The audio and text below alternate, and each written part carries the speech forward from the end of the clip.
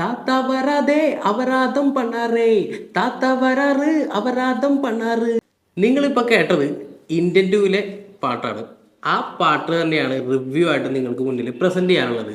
അപരാധം പിടിച്ചൊരു സിനിമയായി പോയി. ശങ്കറിന്റെ പണ്ണല് അത് വല്ലാത്തൊരു പണ്ണലായി പോയി. ഒരു വല്ലാത്ത അപരാധം പിടിച്ച പണ്ണലായിപ്പോയി. ഇന്ത്യൻ വൺ കണ്ടിട്ട് നമ്മളിങ്ങനെ ഗംഭീരമായൊരു സിനിമ, ആ സിനിമയുടെ സെക്കൻഡ് പാർട്ട് എടുത്തിട്ട് ഇങ്ങനെ അപരാധിക്കേണ്ട കാര്യമില്ലായിരുന്നു. ഒട്ടും വർക്കായില്ല സിനിമ. എന്തുകൊണ്ട് വർക്കായില്ല എന്ന് ചോദിച്ചാൽ അതിൽ പ്രധാനപ്പെട്ട ഒരുപാട് നെഗറ്റീവ്സ് ഉണ്ട്, എന്നാൽ കുറച്ച് പോസിറ്റീവ് കാര്യങ്ങളൊക്കെ ഉണ്ട്. അതിലേക്ക് ഞാൻ വരാം. സിനിമ പ്രധാനപ്പെട്ട വർക്കായില്ല എന്ന് പറയാൻ കാരണം ഇതിലെ ലോജിക് പ്രശ്നമാണ്. നമ്മൾ എന്നെ സംബന്ധിച്ചിടത്തോളം ഞാനിങ്ങനെ അമിതമായിട്ട് ലോജിക്ക് തപ്പി ഒരുപാട് പോസ്റ്റ്മോർട്ടം ചെയ്ത് സിനിമ വിശകലനം ചെയ്യുന്ന ആളല്ല. പക്ഷേ ഇന്ത്യൻ എന്ന് പറയുന്ന ഒരു സിനിമയുടെ അതിൻ്റെ പ്രമേയം എടുത്തു നോക്കുമ്പോൾ അതിൽ കുറേയൊക്കെ ലോജിക്ക് നോക്കണമെന്നാണ് എനിക്ക് പേഴ്സണലി തോന്നിയിട്ടുള്ളത്. പക്ഷേ ഈ സിനിമയിൽ ഉടനീളം ലോജിക്കില്ലായ്മയാണ് വില്ലനായിട്ട് വരുന്നത്. സ്ക്രിപ്റ്റ് ഭയങ്കര മോശമായിട്ടാണ് എനിക്ക് ഫീൽ ചെയ്തത്. പക്ഷേ ഇതിൽ VFX പരിപാടിയൊക്കെ അടിപൊളിയായിട്ട് വന്നിട്ടുണ്ട്. അതിൽ പോസിറ്റീവായിട്ട് ഞാൻ പറയാം. അതിന് മുന്നോടിയായിട്ട് സിനിമയുടെ ക്രൂവിലേക്ക് വരികയാണെന്നുണ്ടെങ്കിൽ ക്യാമറ ചെയ്തിരിക്കുന്നത് രവിവർമ്മനാണ്. ക്യാമറ അടിപൊളിയായിട്ട് ചെയ്തിട്ടുണ്ട്. നമുക്കറിയാം ശങ്കറിൻ്റെ സിനിമകളിലൊക്കെ ഫ്രെയിം ടു ഫ്രെയിം ഗംഭീരമായിരിക്കും. ക്യാമറ വർക്കും എഡിറ്റ് വർക്കും എല്ലാം രസമായിട്ടുണ്ട്. എഡിറ്റ് ചെയ്തിരിക്കുന്നത് ശ്രീകർ പ്രസാദാണ്. അടിപൊളിയായിട്ട് ചെയ്തിട്ടുണ്ട്.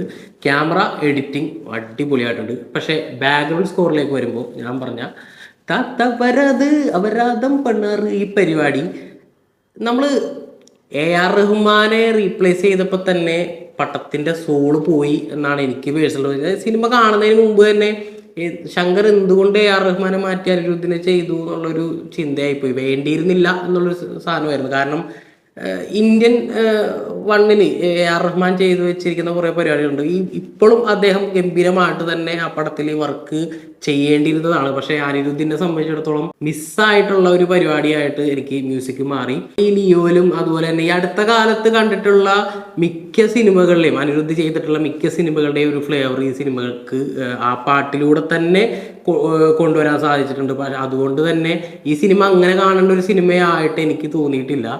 ബാക്ക്ഗ്രൗണ്ട് സ്കോറും അത്ര ഒരു എന്താ പറയുക ഒരു പഞ്ച് കിട്ടണ്ടേ, ആ പഞ്ച് ഇല്ലാതെ പോകുന്നുണ്ട്. പക്ഷേ ഇടയ്ക്ക് 1-2 സാധനങ്ങൾ നന്നായിരുന്നു. സേനാപതി എന്ന് തുടങ്ങുന്ന വോക്കലോട് കൂടി ഒരു ബാക്ക്ഗ്രൗണ്ട് സ്കോർ പോകുന്നുണ്ട്. അത് നല്ല രസമുണ്ടായിരുന്നു. പക്ഷെ അങ്ങനത്തെ 1-2 സാധനങ്ങൾ ഒഴിച്ചു കഴിഞ്ഞാൽ അനിരുദ്ധ് പണി വെച്ചെടുക്കുന്നത് ரொம்ப മോശமான പരിപാടി.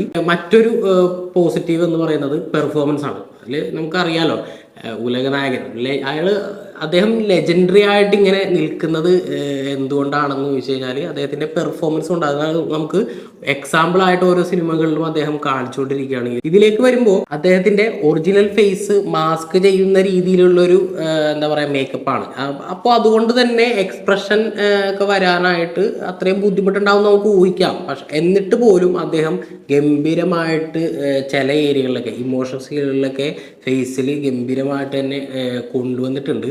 അത് മറ്റ് പെർഫോമൻസ് നോക്കുമ്പോൾ സമുദ്രകനി, അതുപോലെ തന്നെ സിദ്ധാർത്ഥ്, രാഹുൽ പ്രീത്, മനോബാല, അങ്ങനെ പെർഫോമൻസ് വൈസ് എല്ലാവരും നന്നായിട്ട് തന്നെ ചെയ്തിട്ടുണ്ട്. ഇനി പ്രധാനപ്പെട്ട നെഗറ്റീവ്സിലേക്ക് വരികയാണെന്നുണ്ടെങ്കിൽ ഞാൻ ആദ്യം സൂചിപ്പിച്ച പോലെ ലോജിക്കില്ലായ്മ എന്ന് പറഞ്ഞു കഴിഞ്ഞാൽ ഒരു സീൻ, അത് സ്പോയിലറൊന്നുമല്ല, നമ്മൾ ഒരു ഓപ്പറേഷൻ തിയേറ്ററിനകത്ത് നമുക്കറിയാലോ ഒരു ഓപ്പറേഷൻ ചെയ്യുമ്പോൾ അതിൽ ഒരു 3-4 ഡോറൊക്കെ കഴിഞ്ഞിട്ടായിരിക്കും ഒരു ഓപ്പറേഷൻ തിയേറ്റർ വരുന്നത്. അവിടേക്ക് വേറെ ഒരാളെയും കയറ്റി വിടില്ല. അവിടെ അതിൻ്റെ പ്രധാനപ്പെട്ട ആളുകൾ മാത്രമേ, ഡോക്ടേഴ്സ് ഉൾപ്പെടെയുള്ള പ്രധാനപ്പെട്ട ആളുകൾ മാത്രമേ ഉണ്ടാവുള്ളൂ. പക്ഷെ ഇതിനകത്ത് ഒരു രോഗിയുടെ മകള് ഇങ്ങനെ ഡോറ് നിന്ന് തുറന്നിട്ട് ഒളിഞ്ഞു നോക്കുന്നൊരു സീനുണ്ട് ഈ ഓപ്പറേഷൻ ചെയ്യുന്ന സമയത്ത്. അതൊക്കെ കണ്ടു കഴിഞ്ഞ സംഭവം ഇതെന്താണ് ഇവിടെ നടക്കുന്നതെന്നുള്ളൊരു സംഗതിയായിപ്പോയി. പിന്നെ പ്രധാനപ്പെട്ട ഒരു നെഗറ്റീവ് ലോജിക്കില്ലായ്മയിൽ തോന്നിയത് ഇദ്ദേഹത്തിൻ്റെ പ്രായമാണ്. നമ്മൾ ഇന്ത്യൻ മണ്ണിൽ തന്നെ അദ്ദേഹത്തിന് നല്ല ഒരു ഏജ് ഉണ്ട്. പക്ഷേ ആ ഒരു കഥാപാത്രത്തിനെ റീഇൻട്രൊഡ്യൂസ് ചെയ്യുമ്പോൾ അവർക്ക് വേറെ രീതിയിൽ ചിന്തിക്കാമായിരുന്നു. ഇപ്പോൾ എന്താ പറയുക, ഉദാഹരണത്തിന് ഇന്ത്യൻ്റെ അതേ ഗെറ്റപ്പുള്ള ഒരാളെ അയാൾ എന്താ പറയുക ഇതിൽ പ്രചോദനം ഉൾക്കൊണ്ട് വന്നിട്ട് അങ്ങനെ ഇൻട്രൊഡ്യൂസ് ചെയ്യാമായിരുന്നു. പക്ഷേ ഇതിലേക്ക് വരുമ്പോൾ അതേ ക്യാരക്ടർ തന്നെ വീണ്ടും വന്നിട്ട് എന്നാൽ ഇന്ത്യൻ 1 ഉണ്ടായിരുന്നതിനേക്കാൾ കുറച്ചും കൂടി ചെറുപ്പമായ പോലെ തോന്നുന്നു, കുറച്ചും കൂടി സ്റ്റൈലിഷ് ആയതുപോലെ തോന്നുന്നു. അപ്പം അതൊക്കെ ഒരു പക്ഷേ എല്ലാവർക്കും ദഹിക്കില്ല, കാരണം അത്രയും ലോജിക്കില്ലാത്ത രീതിയിലാണ് ആ സാധനം ചെയ്തിരിക്കുന്നത്. വേറെ രീതിയിൽ ഇൻട്രൊഡ്യൂസ് ചെയ്യായിരുന്നു, അത് ചെയ്തില്ല. അത് അവിടെ തന്നെ ഒന്നാമത് പാളിപ്പോയിട്ടുണ്ട്. മറ്റൊന്ന്, ഈ ഇന്ത്യൻ എന്ന് പറയുന്ന പ്രമേയം നമ്മൾ അവതരിപ്പിക്കുമ്പോൾ നമുക്ക് മനസ്സിലാക്കാൻ കഴിയും, അതിനകത്ത് കുറേ അഴിമതിയുടെ ഓരോ എപ്പിസോഡുകൾ ഉണ്ടാവും. ആ അഴിമതിയുടെ ഓരോ എപ്പിസോഡുകളിലും ഇദ്ദേഹം വന്നിട്ട് അത് അവരെ എന്താ പറയുക, വധിക്കുകയോ അല്ലെങ്കിൽ അത്തരത്തിലുള്ള ശിക്ഷ നൽകുന്നതുമായി ബന്ധപ്പെട്ടുള്ള പരിപാടി ആയിരിക്കും നമുക്ക് സിനിമ കാണുന്നതിന് മുമ്പ് അറിയാം. പക്ഷെ അതിങ്ങനെ ഓരോ എപ്പിസോഡായിട്ട് ഇങ്ങനെ കണ്ടിന്യൂസ് ഇങ്ങനെ കാണിച്ചു പോകുന്നതിനിടയ്ക്ക് നമുക്കൊരു എൻഗേജ്ഡ് ആയിട്ട് ഇത് കണ്ടുകൊണ്ടിരിക്കാനൊരു സംഗതി തോന്നുന്നുണ്ട്, അല്ലെങ്കിൽ ഒരു ഇമോഷണലായിട്ട് കണക്ഷൻ കിട്ടണ്ടേ പ്രേക്ഷകന്. ആ ഒരു കണക്ഷൻ ഈ സിനിമയ്ക്കകത്ത് മിസ്സായിട്ടുണ്ട്. പിന്നെ മറ്റൊരു സംഗതി, അത് പോസിറ്റീവായിട്ടാണ് എനിക്ക് തോന്നിയത്. ഇതിൽ പ്രധാനപ്പെട്ട കുറച്ച് കാര്യങ്ങൾ എന്ന് വെച്ചാൽ സമകാലിക വിഷയങ്ങൾ കുറച്ചൊക്കെ ഇതിനകത്ത് ആഡ് ചെയ്തിട്ടുണ്ട്. അതിനകത്ത് നമ്മുടെ ബാങ്കിൽ നിന്ന് കോടാനുകോടി രൂപ വായ്പ എടുത്തിട്ട് ഇന്ത്യ വിട്ട ചില കേമന്മാരെ പറ്റിയൊക്കെ ഇതിനകത്ത് പറഞ്ഞു പോകുന്നുണ്ട്.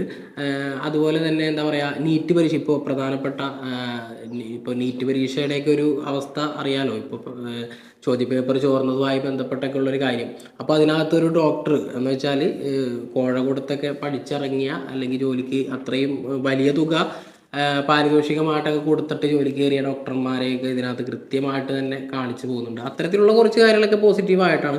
പിന്നെ മറ്റൊരു പ്രധാനപ്പെട്ട നെഗറ്റീവ് എനിക്ക് തോന്നിയത്, ഇതിനകത്ത് ഞാൻ മനസ്സിലാക്കിയെടുത്തോളം, എത്രത്തോളം ശരിയാണെന്ന് എനിക്കറിയില്ല, ഞാൻ കേട്ടതാണ്, പ്രധാനപ്പെട്ട ആക്ഷൻ കൊറിയോഗ്രാഫർമാർ എന്ന് വെച്ചാൽ അൻപരിവ്, അതുപോലെ തന്നെ പീറ്റർ ഹെയ്ൻ ഉൾപ്പെടെയുള്ള 5ഓളം നിലവിൽ ഗംഭീരമായിട്ട് വർക്ക് ചെയ്യുന്ന 5ഓളം പ്രമുഖരായിട്ടുള്ള ആളുകൾ ഇതിനകത്ത് വർക്ക് ചെയ്തിട്ടുണ്ടെന്നാണ് ഞാൻ അറിയാൻ കഴിഞ്ഞത്. അപ്പോൾ അങ്ങനെ അത്രയും പേര് ഇതിനകത്ത് വർക്ക് ചെയ്യുമ്പോൾ എനിക്ക് സിനിമ കാണാൻ പോകുന്നതിന് മുമ്പ് എനിക്ക് ആക്ഷൻ പരിപാടിയും അതുപോലെ തന്നെ ഫൈറ്റ് പരിപാടിയൊക്കെ ഗംഭീരമായിരിക്കും എന്നുള്ളൊരു വലിയ പ്രതീക്ഷ ഉണ്ടായിരുന്നു.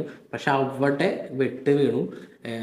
ഒരു രീതിയിലുള്ള ആക്ഷൻ പരിപാടിയും എനിക്ക് വർക്കായില്ല. ഒരു ചേസ് സീനുണ്ട്, പോലീസും അതുപോലെ തന്നെ എന്താത്തയുമായി ബന്ധപ്പെട്ടുള്ള ഒരു ചേസ് സീൻ, അത് കുറച്ചൊന്ന് വർക്കായി. ആക്ഷൻ പരിപാടിയാണെങ്കിലും അങ്ങനെ ഒരു പഞ്ചോട് കൂടി ഒരു പുതുമ നിറഞ്ഞൊരു പരിപാടിയൊന്നും വന്നിട്ടില്ല. വളരെയധികം സെക്യൂരിറ്റി ഫോഴ്സൊക്കെ ഉള്ള, അല്ലെങ്കിൽ സെക്യൂരിറ്റി സിസ്റ്റം ഉള്ള ഒരു സ്ഥലത്തേക്ക് കമലഹാസൻ ഈ പറയുന്ന വില്ലന്മാരെയൊക്കെ നേരിടാനായിട്ട് ചെല്ലുമ്പോൾ അദ്ദേഹം പെട്ടെന്ന് അങ്ങ് കടന്നു കയറിയിട്ട് പിന്നെ അവിടെ ആൾക്കാരെയൊക്കെ ഇടിച്ച് കൂട്ടിയിട്ടിട്ടുള്ള ഒരു സാധനം കാണിക്കുന്നത്. എങ്ങനെ അവിടേക്ക് എത്തിപ്പെട്ടു, അതിൻ്റെ ഒരു ടെക്നിക്കൽ പരിപാടി ഒന്നും ഇതിനകത്ത് കാണിച്ചു പോല. പിന്നെ ഇമോഷണൽ പരിപാടി, സിദ്ധാർത്ഥുമായി ബന്ധപ്പെട്ട് സിദ്ധാർത്ഥും അതുപോലെ തന്നെ സിദ്ധാർത്ഥിൻ്റെ കുറച്ച് ഫ്രണ്ട്സും അവരുടെ കുടുംബവുമായി ബന്ധപ്പെട്ടൊക്കെയാണ് കുറേ ഏരിയകൾ സിനിമയിൽ പറഞ്ഞു പോകുന്നത്.